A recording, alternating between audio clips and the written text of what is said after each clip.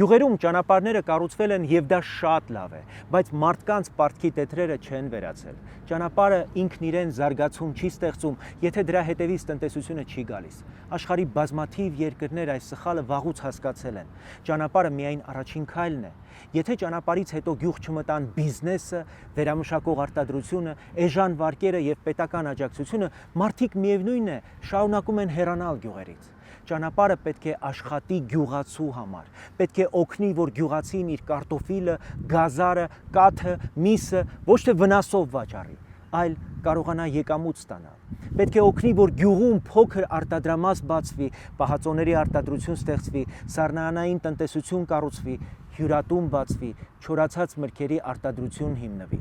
Այսօր շատ գյուղերում մարդը նոր ճանապարհ ունի, բայց շարունակում է պարտքով ապրել, որովհետև գյուղում փող աշխատելու հնարավորություն ուղղակի չկա։ Երիտասարդը ճանապարհով ավելի արագ է հասնում Երևան գյուղում մնալու փոխարեն։ Պետությունն այստեղ չպետք է բավարարվի միայն ասֆալտ փռելով, պետք է ասի այս գյուղում ինչ բիզնես կարելի է զարգացնել, ինչ մշակաբույս է շահավետ, որտեղից գյուղացին կարող է էժան վարկ ստանալ ու օգնել արտադրանքը վաճառել, ինչպես գյուղում ստեղծել աշխատատեղ առհասարակ։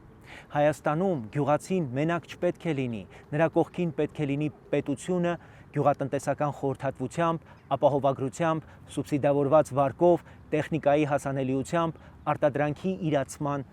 ճկուն համակարգով։ Եթե մենք ուզում ենք պահել Հայաստանի սահմանամերձ ու մարզային գյուղերը, պետք է հասկանանք մի պարզ ճշմարտություն։ Գյուղացին հայրենասիրությամբ երկար չի ապրի, եթե տնտեսապես կոտրված է։ Հայաստանին պետք են ոչ միայն գեղեցիկ ճանապարհներ, այլև ապրող գյուղեր։ Գյուղեր, որտեղ մարդիկ ոչ թե գոյատևում են, այլ ապագա են կառուցում։ Հանուն ապրող գյուղերի, արժանապատիվ աշխատանքի եւ զարգացող Հայաստանի, քվեարկիր հանուն հանրապետության, քվեարկիր համար 18։